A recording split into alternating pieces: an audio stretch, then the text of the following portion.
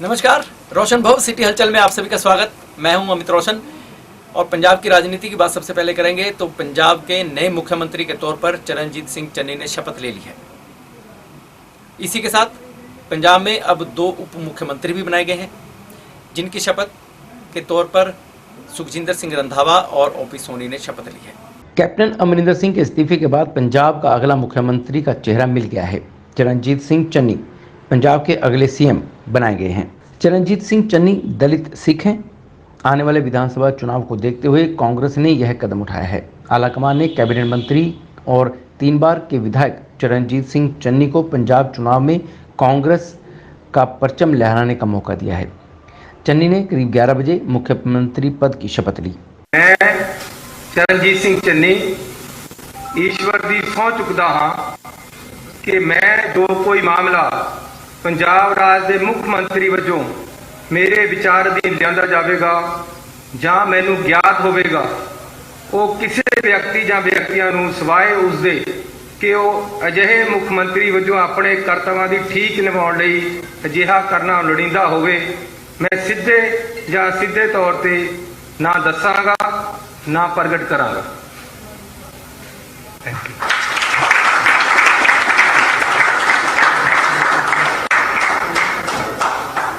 चन्नी को कांग्रेस के पूर्व अध्यक्ष राहुल गांधी ने भी बधाई दी और कहा कि उन्हें पंजाब के लोगों से किया गया वायदा पूरा करना जरूरी है।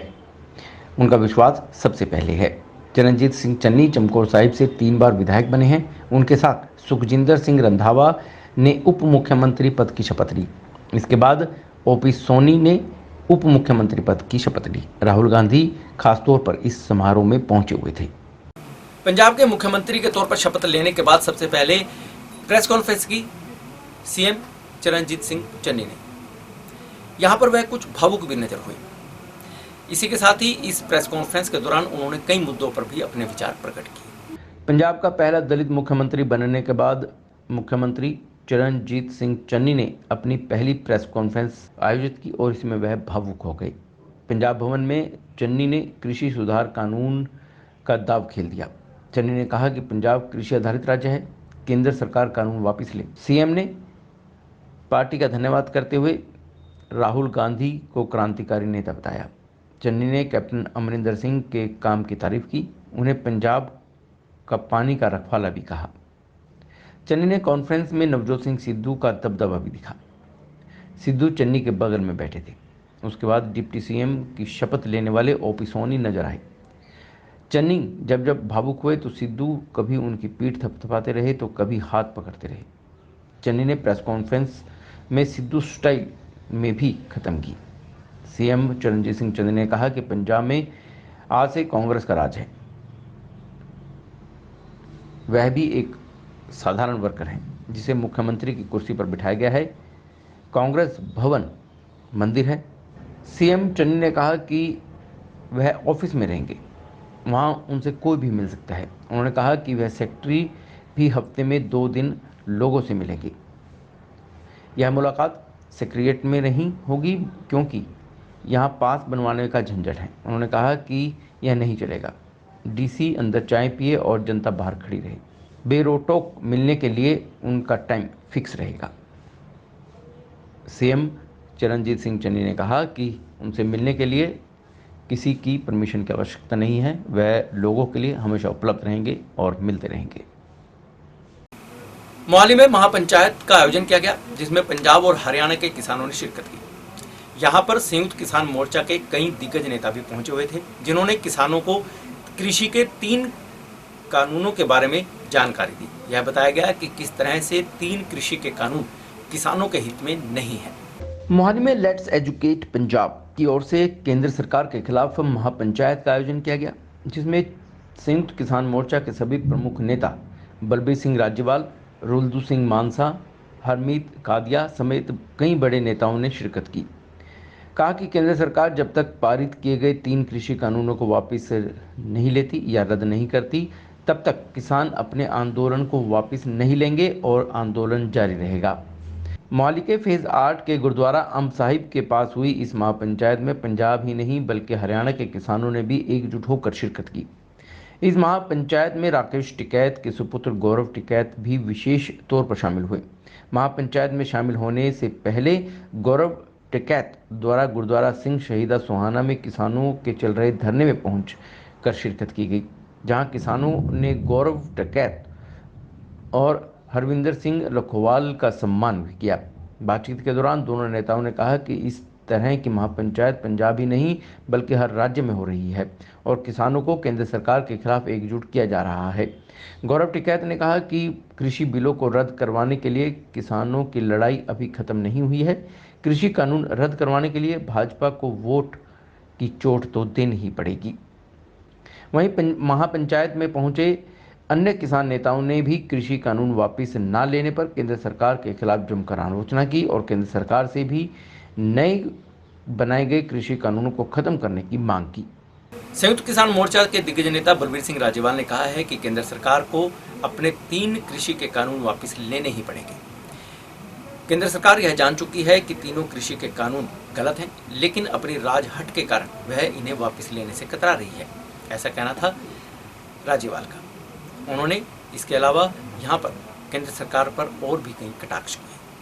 मोहाली में करवाई गई महापंचायत में शामिल हुए किसान संयुक्त मोर्चा के प्रमुख नेता बलबीर सिंह राजेवाल ने कहा है कि भारतीय जनता पार्टी ने मान लिया है कि उनसे कृषि कानून गलत बन गए हैं, लेकिन अपनी बेइज्जती होने के कारण फैसला लेने से डर रही है। उन्होंने कहा कि किसानों का संघर्ष जारी रहेगा और जीत कर ही घर को वापस आएंगे। राज्यपाल ने कहा कि भारत बंद सफल बनाने की अपील करते हुए कहा कि 27 सितंबर को सिर्फ जरूरी सेवाओं को छोड़कर सब कुछ बंद रहेगा। राज्यपाल ने कहा कि भारत बंद सफल बनाने की अपील तो उन्होंने सभी से की, साथ ही कहा कि 27 सितंबर को सिर्फ जरूरी सेवाओं को छोड़कर बाकी सब कुछ बंद रहेगा और यह बंद पूरी तरह से शांतिपूर्ण होना चाहिए। राज्यपाल ने पंजाब में मौजूद राजनीतिक घटनाक्रम पर भी कटाक्ष किया और कहा कि राजनीति के कारण किसानों के संघर्ष पर कोई फर्क नहीं पड़ेगा। इसके अलावा उन्होंने कई अन्य मुद्दों पर भी बातचीत की।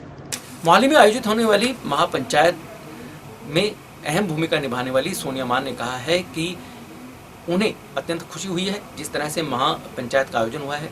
उम्मीद से ज़्यादा किसान इस महापंचायत में पहुंचे हैं। इसके साथ ही सोनिया मान ने किसानों को लेकर यह भी कहा कि किसानों की जीत निश्चित है, कुछ संयम और कुछ समय जरूर लग सकता है।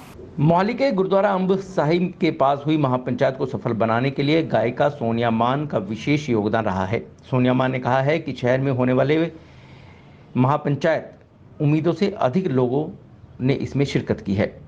केंद्र के कृषि कानूनों को रद्द करवाने की मांग कर रही सोनिया मान ने मुख्यमंत्री कैप्टन अमरिंदर सिंह के इस्तीफे पर कहा कि एक मुख्यमंत्री के इस्तीफे से कुछ नहीं होने वाला। पूरी कैबिनेट और सभी विधायकों को भी इस्तीफा देकर लोगों के साथ शामिल होना चाहिए।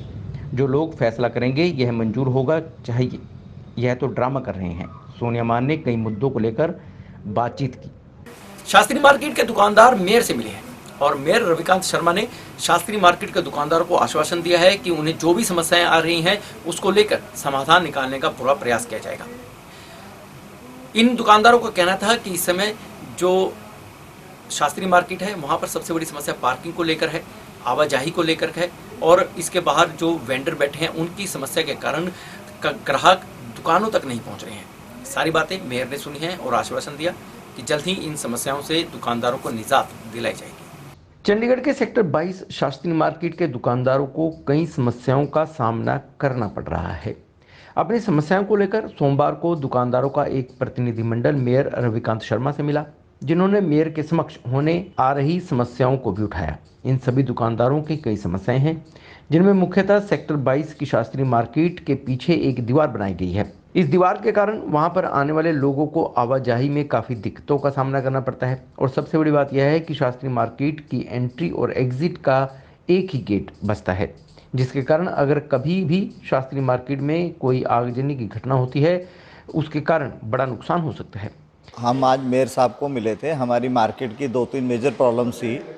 एक तो जो पीछे की दीवार बंद की हुई है, हम उसके रिगार्डिंग मिले थे, जिसके कारण की मार्केट की एंट्री और एग्ज़िट एक ही है, जिस वजह से कस्टमर को, मार्केट वालों को बड़ी प्रॉब्लम आती थी और जाम लग जाता था।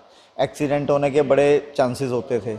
तो मेयर साहब ने हमें कहा है कि हम अपना रेजिडेंशियल वेलफेयर वालों से मिलके इसका कोई ना कोई सोल्यूशन निकाल के यहाँ से रास्ता ओपन करवा देंगे।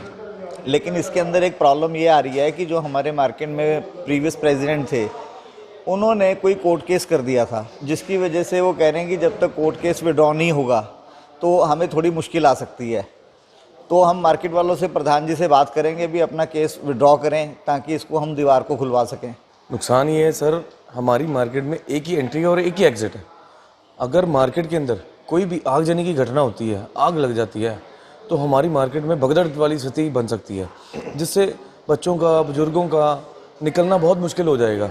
तो हमारा मेयर साहब से यही प्रार्थना थी और प्रार्थना करते हैं कि ये दीवार को जल्दी से जल्दी रिमूव कराया जाए, और मेयर साहब ने हमें पूरा आश्वासन दिया कि इसे जल्दी से जल्दी किया जाएगा ताकि हम भी सुरक्षित रहें, हमारे आने वाला कस्टमर भी सुरक्षित रहे। इसके बाद दूसरी समस्या उनकी यह है कि यहाँ पर पार्किंग की बड़ी समस्या है। शास्त्री मार्केट के एंट्री गेट पर ही पार्किंग है, लेकिन वहाँ पर वेंडरों का कब्जा किया हुआ है, जिसके कारण वहाँ पर पार्किंग की समस्या आती है और जो भी कस्टमर वहाँ पर आता है उसे गाड़ी लगाने में काफ़ी दिक्कतों का सामना करना पड़ता है, जिसके कारण कस्टमर इस मार्केट में घुसने से कतराने लगे हैं।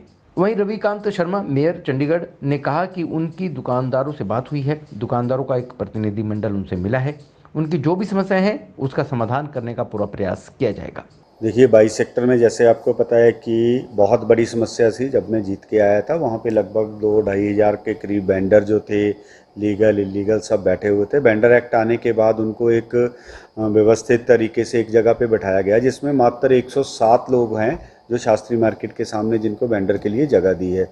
अब उनकी एक समस्या ये आ रही है कि वो पार्किंग की तरफ जो है उन्होंने अपने अड्डा लगा के वहाँ पे सामान बेचते हैं, तो वो पार्किंग का एरिया जो कस्टमर वहाँ पे खड़े हो जाते हैं तो वहाँ से गाड़ी निकलने के लिए बहुत दिक्कत होती है।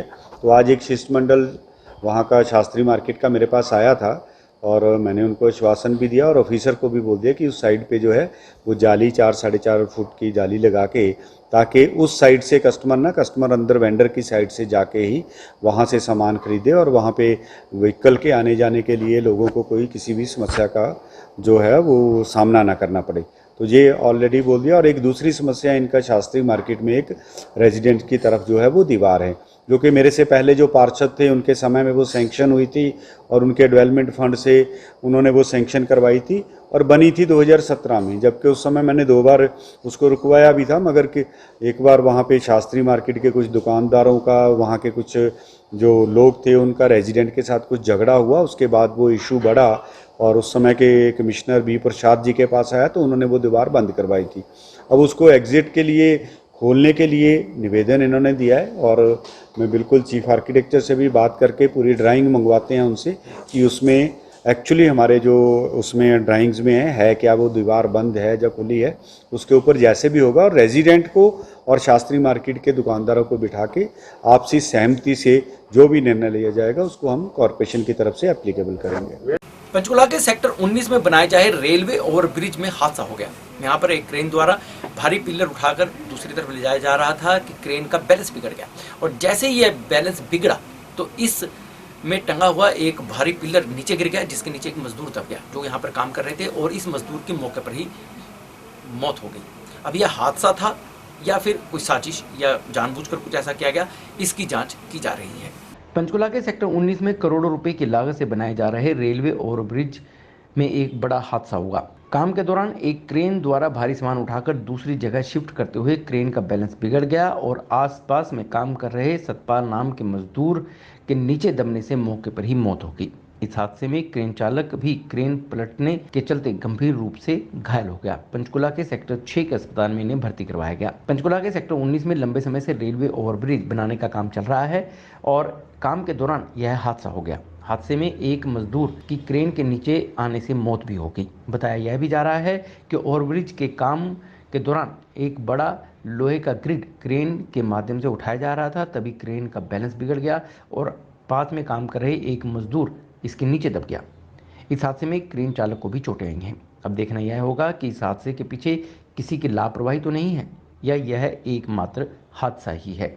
19 फाटक पे काम हो रहा था, 19 फाटक वहाँ गाटर काम चल रहा है, क्रेन पलटी हो गई है। क्रेन वहाँ पर उठा के लेके जा रहे थे, क्रेन पलटी हो गई है, चोट आई। गाँव तो काफ़ी लोग बंदे थे जी।